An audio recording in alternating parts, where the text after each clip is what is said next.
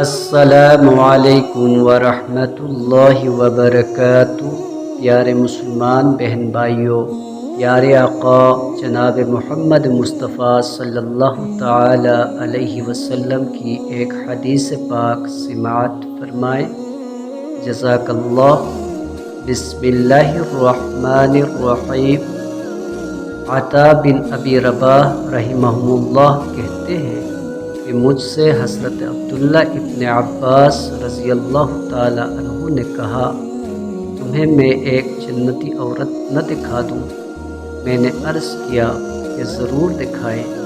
کہا کہ ایک سیاہ عورت نبی کریم صلی اللہ تعالی علیہ وسلم کی خدمت میں آئی اور کہا کہ مجھے مرگی آتی ہے اور اس کی وجہ سے میرا ستر کھل جاتا ہے، میرے لیے اللہ تعالیٰ سے دعا کر دیجئے۔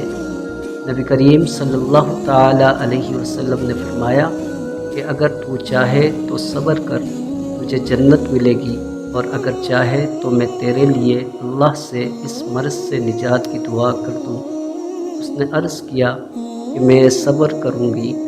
پھر اس نے عرض کیا کہ مرگی کے وقت میرا ستر کھل جاتا ہے، آپ اللہ تعالیٰ سے اس کی دعا کر دیں کہ ستر نہ کھلا کرے۔ نبی کریم صلی اللہ علیہ وسلم نے اس کے لیے دعا فرمائی۔